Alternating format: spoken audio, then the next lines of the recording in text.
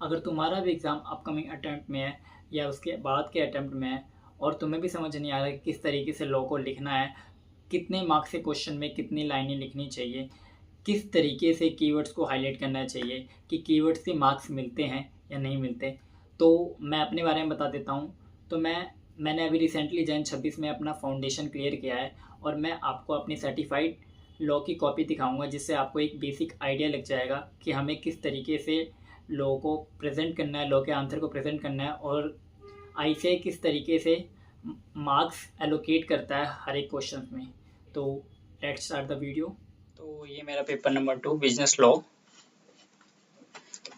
And I got 54.5, लेकिन जो final result card में शो हो रहा था वो 63 था, क्योंकि हमें 8 मार्क्स का ग्रेस मार्क्स मिला था जन 26 के अटेम्प्ट में लॉ के एग्ज़ाम में। सो इसलिए 63। और सबसे पहला मैंने अटेम्प्ट किया था फोर्थ का बी इसलिए अटेम्प्ट किया था कि जो फोर्थ का ए था वो इंडियन कॉन्ट्रैक्ट के चैप्टर से आया था और मुझे इंडियन कॉन्ट्रैक्ट मैंने ढंग से तैयार नहीं किया था। दैट्स वाई मैंने इसलिए फोर्थ बी का अटेम्प्ट किया। और फोर्थ बी में बेसिकली प्रोमोशन नोट को एक्सप्लेन करना था और उसके फीचर थे। मैंने प्रोमोशन नोट के जो डेफिनेशन था वो तो मैंने डिट्टो वैसे ही लिख दी थी जो हमें प्रोविजन बुक में दे रखी थी, जो हमें मतलब मॉड्यूल में दे रखी थी, वो वैसे ही मैंने चेप दी। और बाकी जो फीचर्स मैंने अपनी साइड से जनरल जो फीचर्स होते हैं मैंने वो लिख दिए। हाँ, मैंने इसमें वो जो पॉइंट था आरबीआई का, जिसमें आरबीआई प्रोमोशनरी नोट बैरियर को इशू कर सकता है लेकिन कोई भी general public barrier instrument issue नहीं कर सकता, मतलब प्रोमोशनरी नोट के लिए। तो मैंने वो पॉइंट मिस कर दिया, जिसकी वजह से मेरे को इसमें कितने मार्क्स मिले हैं, इसमें मेरे को मिले हैं फोर्थ का बी पार्ट का ये रहा, फोर्थ के बी पार्ट का ये 7 आउट ऑफ 4, ये 7 मार्क्स का था जिसमें मेरे को 4 मार्क्स मिले हैं। और मैंने सभी क्वेश्चन को सीक्वेंस में अटेम्प्ट किया है, मतलब जो क्वेश्चन में बी है, बी के बाद अगर सी पार्ट है तो सी किया है। ऐसा नहीं कि मैंने पहले सी अटेम्प्ट किया है फिर बी अटेम्प्ट किया है, नहीं, सीक्वेंस में अटेम्प्ट किया है। अब इसके बाद अगर सी पार्ट होगा, सी, हाँ, फोर्थ के सी पार्ट में हमें रिजर्व बैंक ऑफ इंडिया और insolvency bankruptcy board of India के बारे में हमें उसमें एक्सप्लेन करना था। जो भी था ये रेगुलेटरी फ्रेमवर्क से क्वेश्चंस हैं, तो इसको एक्सप्लेन करना था। देखो मैंने एक्सप्लेन भी किया है और साथ ही साथ जो भी कीवर्ड्स है उसको मैंने हाईलाइट कर दिया। जैसे एपेक्स बैंक है, सेंट्रल बैंक है, मनी रेगुलेट करता है, मनी सप्लाई इंडिया में मिनिस्ट्री ऑफ फाइनेंस के अंडर आता है ये रिजर्व बैंक ऑफ इंडिया।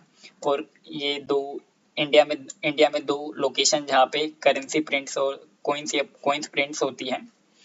ये तो मतलब जो भी की पॉइंट्स है उसको मैंने हाईलाइट कर लिया, जिससे एग्जामिनर को की पॉइंट्स पढ़ते ही उसे समझ आ जाए कि हाँ, जो जो मुझे मतलब की पॉइंट्स होता है कि कुछ बेसिकली जो जो चाहिए एग्जामिनर को, अगर वो दिख रहे हैं क्वेश्चंस में तो वो तुम्हें मार्क्स एलोकेट कर देगा। जैसे रेगुलेटरी बॉडी है इस तरीके से। और इसमें मेरे को कितने मार्क्स मिले हैं, फोर्थ के सी के मार्क्स मेरे को 6 में से 5, वो जो कि बहुत अच्छे मार्क्स हैं। 6 आउट ऑफ 5 अच्छे मार्क्स है। जनरली इतने जल्दी मिलते नहीं है, क्योंकि 3-4 इसी के आसपास हमारा जो आईसीए मार्क्स देता है थ्योरेटिकल में, क्योंकि एक्सपेक्ट नहीं कर सकते हम ना। और ये 5 है, इसमें एक क्वेश्चन था, मतलब ये एक फुल फ्लेज क्वेश्चन था जिसमें हमें प्रोविजन कोड करना था, फिर फैक्ट ऑफ द केस लिखना था, फिर एनालिसिस लिखना था। तो मैंने ये था सेल्स ऑफ गुड एक्स से। सो हुआ कैसे, इसमें मर्केंटेबिलिटी क्वालिटी के बारे में बताना था।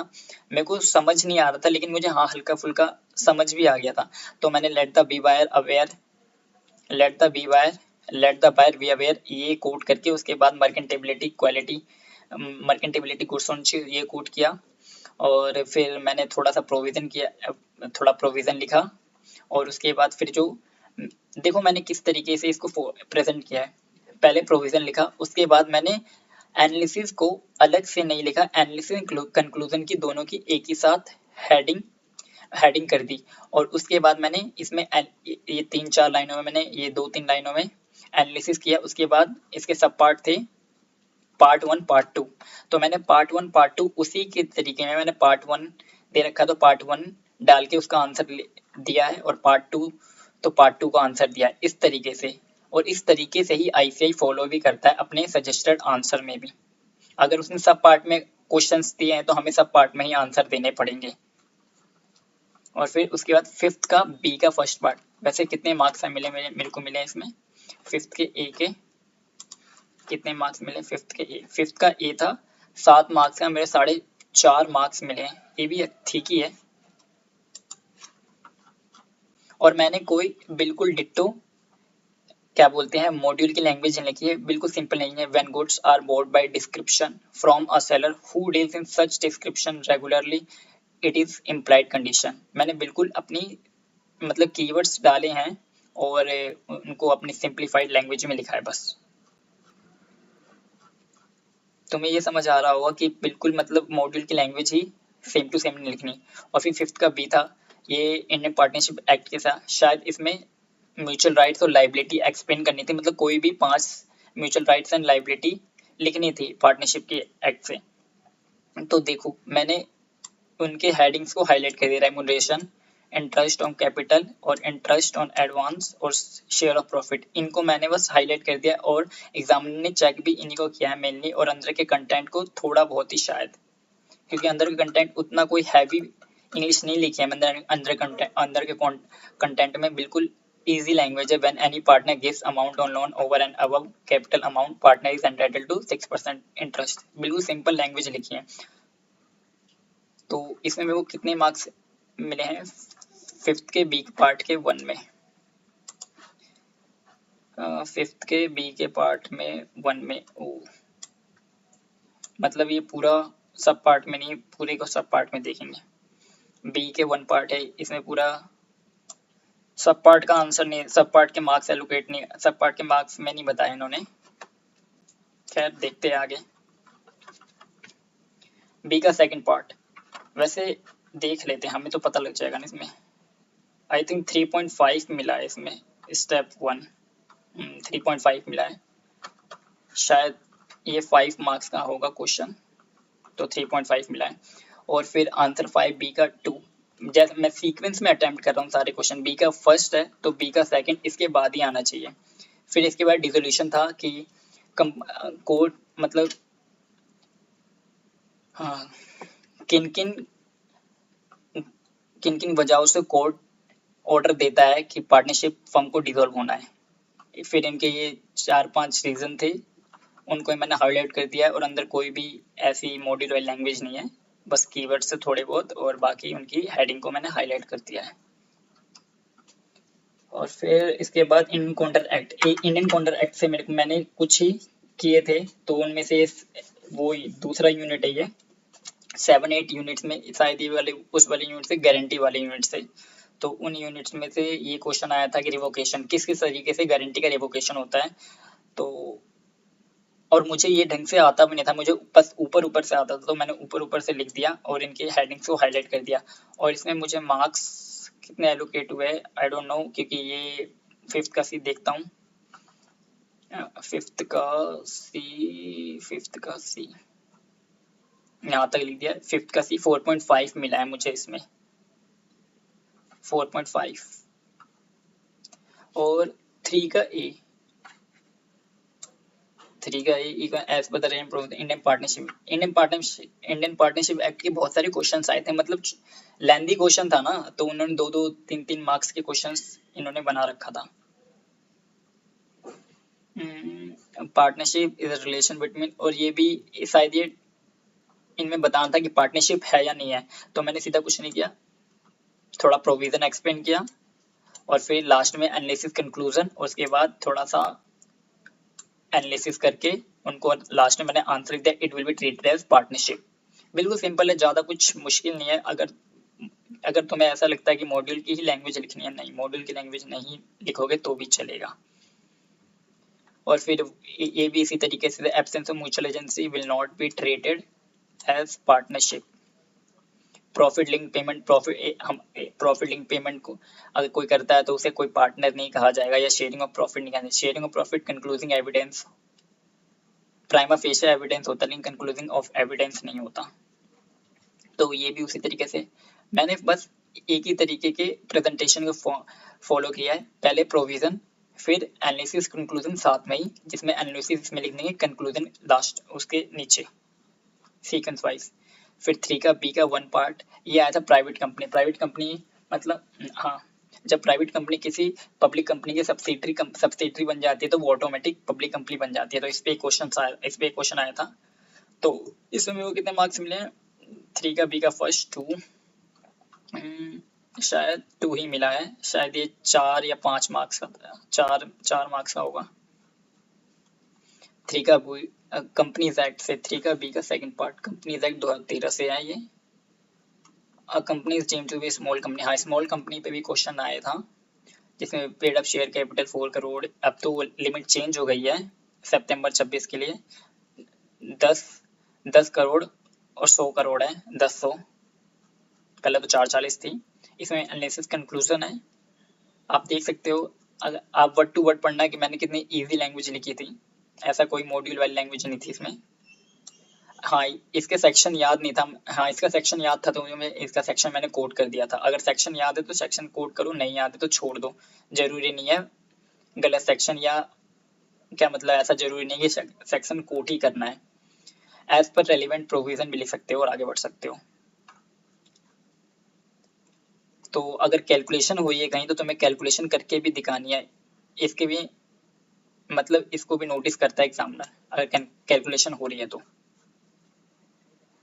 फिर ये सेल्स ऑफ गुड्स सेक्शन 1930 में, इसमें वो सारे केसेस लिखने थे कि असर्टेन गुड्स पे कब शेयर, असर्टेन गुड्स पे कब ट्रांसफर होती है प्रॉपर्टी और कब नहीं होती। तो ये सारे क्वेश्चंस हैं। और फिर इसके बाद यहाँ मैंने फर्स्ट का बी पार्ट अटेम्प्ट किया था। ये 1% कंपनी का, पता नहीं ये कौन सा क्वेश्चन था, कहाँ से आया था, क्योंकि कहीं भी दिया नहीं आता इस तरीके से क्वेश्चन, और मुझे भी कुछ समझ नहीं आया। मैंने बस ओपीसी देखा और मैंने ओपीसी का जो भी मुझे याद था मैंने सब लिख दिया, और जिसमें मुझे सिर्फ 0.5 मार्क्स ही मिले हैं। मतलब इतना लिखने के बाद ये मैंने पूरा 2 पेज लगभग लिख दिया, इसमें 0.5 मार्क्स ही मिला है मुझे, नहीं 0.5 नहीं, आंसर 1 का बी का पार्ट 1.5 मिला है, क्योंकि नीचे कंक्लूजन में थोड़ा ये शायद ठीक लगा। No NBFC cannot proceed because OPC cannot carry on NBFC activity. So ये ठीक था क्योंकि मुझे समझ नहीं आ रहा था इसमें। और फिर ये इंडियन पार्टनरशिप एक्ट का है, इसमें नया पार्टनर मतलब ट्रांसफर ऑफ इंटरेस्ट मतलब कैसे ट्रांसफर कर सकते हैं एक पार्टनर, तो वो था। और इसमें ट्रांसफरी के राइट लिखने थे जब वो अपना राइट ट्रांसफर करता है किसी को ड्यूरिंग द पार्टनरशिप, और फिर डिसकंटिन्यूएशन ऑफ, या जब डिसकंटिन्यू हो जाती पार्टनरशिप तो उसके बाद क्या राइट्स होते हैं मिलते हैं उसके बाद, डिसोल्यूशन ऑफ द फर्म, ये सारे राइट्स ही है। और ये कॉमन सील के बारे में आया था, शायद ये 3 नंबर का था, 2.5 मार्क्स मिल गए। तो इसमें मैंने official signature, metallic seal is not mandatory, और मैंने इन सभी को हाईलाइट कर दिया है जिससे एग्जामिनर इजली जो उसे चाहिए वो आराम से पढ़ के वो अपना चेक करके आगे बढ़ सके। और फिर ये डिफरेंस आया था company limited by share, company limited by guarantee. तो मुझे मतलब ये डिफरेंस याद तो नहीं था, लेकिन हाँ मैंने सिलेबस कंप्लीट करते हुए थोड़ा मोटा मोटा याद रह गया था, तो मैंने उनमें से इनको लिख दिया। और मुझे इसमें शायद कितने मिले हैं, 4.5, 2 का बी का सेकंड, शायद 2 मिले हैं, सॉरी 2 मिले हैं इनमें। और ये है, हाँ ये एलएलपी से आया था क्वेश्चन, लिमिटेड लायबिलिटी पार्टनरशिप की रजिस्टर्ड ऑफिस के बारे में लिखना था, और उनके पेनल्टी के बारे में। मुझे पेनल्टी ढंग से याद नहीं थी, बट हाँ पहला अमाउंट याद था कि 500 ईच डे पे करना होता है, लेकिन कंटिन्यूस मैक्सिमम अमाउंट मुझे याद नहीं था, मैंने सीधा लिख दिया may extend maximum amount as may prescribe लिख दिया मैंने बस। इससे भी काम चल जाता जब चीजें नहीं आ रही होती तो। रजिस्टर्ड ऑफिस, एलएलपी, मैंने ऐसा कोई भी मॉड्यूल की लैंग्वेज नहीं लिखी, मैं बार बार बता रहा हूँ तुम्हें वो। एवरी एलएलपी है, और ये आंसर 2 का सी का सेकंड पार्ट, एटलीस्ट 2 पार्टनर होने चाहिए, एनीवन इंडिविजुअल। इसमें कितने पार्टनर होने चाहिए और कौन पार्टनर बन सकता है उसको एक्सप्लेन करना चाहिए था। मैंने ये बिल्कुल भी अपने मन से लिखा था, ये मुझे याद था लेकिन मैंने मॉडल लैंग्वेज नहीं फॉलो की। देख लो, और फिर भी अच्छे मार्क्स मिले हैं इसमें। और ये है sales of goods act, condition और वारंटी को एक्सप्लेन करना था इसमें, और कुछ केसेस दिए हुए थे उसमें बताना था कि इम्प्लाइड कंडीशन है वारंटी, और उसके बेसिस पे हमें कंक्लूजन लिखने थे। तो मैंने ये प्रोविजन डाला और ये कंक्लूजन डाला, और फिर ये टू का पार्ट, इसमें मैंने वही बताया ना, रेलिवेंट प्रोविजन इम्प्लाइड कंडीशन, ये देखो ये रहा। और ये मेरा क्वेश्चन ये मेरा रह गया था, लेकिन मैंने it is a breach of warranty ये मैंने आइडेंटिफाई कर लिया था, जिसके मुझे 0.5 मार्क्स मिले हैं। तो ये मेरा पूरा लॉ का पेपर था। तो आई होप तुम्हें समझ आया होगा, बेसिक तो आइडिया मिल ही गया होगा किस तरीके से लिखना है। हमें बिल्कुल मॉड्यूल की लैंग्वेज ही फॉलो नहीं करनी, बस हाँ जो मतलब तुम बताना चाहते हो अपनी लैंग्वेज में भी वो चेंज ना हो, बस इस चीज़ का ध्यान रखना है। और जिसकी वजह से मुझे अच्छे मार्क्स मिल गए हैं मेरे को। सो अगर अच्छा लगा हो तो वीडियो, अच्छी बात है।